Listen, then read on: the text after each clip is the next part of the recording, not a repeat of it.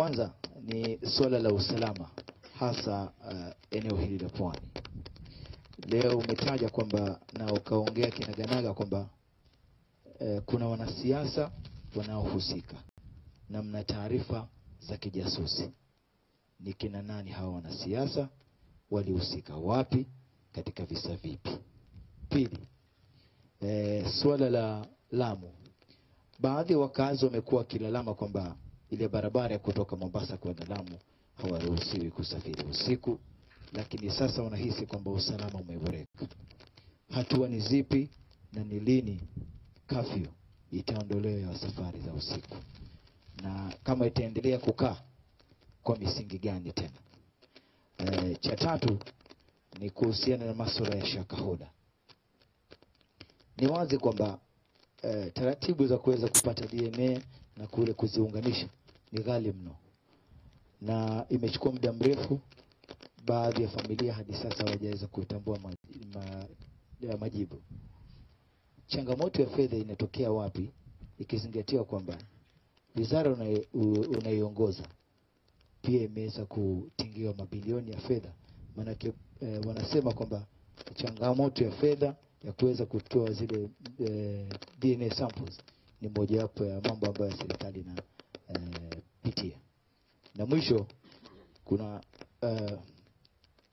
wanasheria wamekuwa wakilalama kwamba tuliyaona katika maeneo ya mlima kwamba inspector wa polisi anapanda kwenye jukwaa na kuna Wakenya ambao wako pale kwenye ule mkutano wakitaka aweze kujiuzulu. Wewe kama kiongozi wa masuala ya usalama, msimamo wako ni upi? Asante. Asante sana. Kwanza wacha nianze na maswali ya wanasiasa wagani wanahusika. Nilikuwa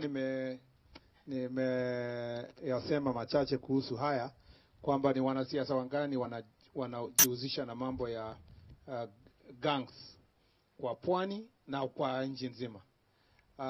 Kwa Pwani kama vile nimesema ni kwamba uchunguzi umefika sehemu fulani na inaonyesha kwamba wanaharakati wa siasa mbalimbali, haswa wale wako aspirants wanataka kuingia katika uwanja ya kisiasa, baadhi yao wanajihusisha na mambo hiyo ya Panga Boys. Haswa hapa pale Kwale kuna wanasiasa fulani ambao wanatarajia ama wanang'ang'ania kuingia katika uongozi. Wameonekana kwamba ni wao ndio wako mbele katika kupigania mambo haya. Kwa hivyo kwa muda mchache mtaona wakipelekwa kotini. Kwa hivi sasa wacha niwaachie wachunguzi wahakikishe wamemaliza kazi yao wapeleke kotini. Lakini onyo niliyotoa leo si ya Mombasa peke yake na sio ya Pwani peke yake. Utapata kwamba na sio Mombasa peke yake, kuna sehemu zingine za Pwani ambao wanasiasa wanajihusisha na mambo kama haya. Ukienda Lamu, sehemu za Lamu, Tana River, utapata kwamba mambo za security zingine zinahusisha wanasiasa kuchochea jamii hii na jamii ile nyingine. Na tukisema wanasiasa sio tu wale wamechaguliwa. Kwanza wacha niseme kwamba wengi ya viongozi wamechaguliwa katika Mombasa hapa na katika Kilifi wanatusaidia sana na wako kibao mbele kusaidiana kupingana na hii Panga Boys. Na wale washindani wao wanaona kwamba pengine itawasaidia kisiasa wakishikana na hao wakora. Na sisi tumesema kwamba tutachukua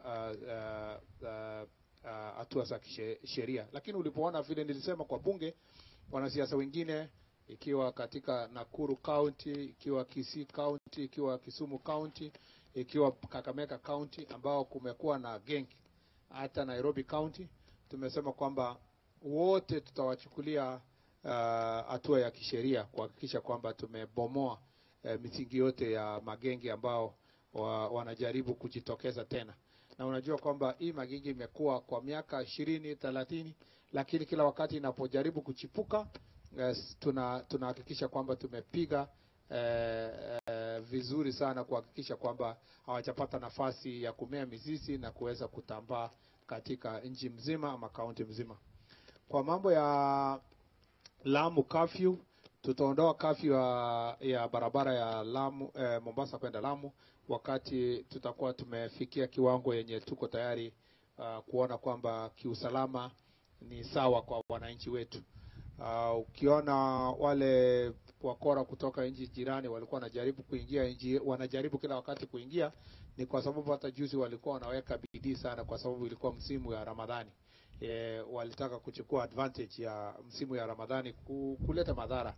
Ndio uliona pia walivamia our NPR wetu waliokuwa Garissa County. Kwa hivyo tutafungua njia vizuri wakati tutakuwa tumepata imani sawa kwamba wakora hawana nafasi ya kuingilia barabara zetu. As they say, ni afadhali kuwa na prevention kuliko kuweka maisha ya wananchi katika hatarini. Kwa mambo ya Shakahola, shida kubwa sio pesa. Kama vile nilisema hapo awali, ni watu wengi kujitokeza ili sambuli ambayo imepatikana ilingane na wale ambao sambuli yao imechukuliwa kupima ile mili ilipatikana huko Shakahola. Na kama vile nilikuambia kwamba zaidi ya sambuli 336 tayari imetengenezwa, lakini wenye walijitokeza ni wachache, na sambuli ambayo ililingana ni watu 66 peke yake.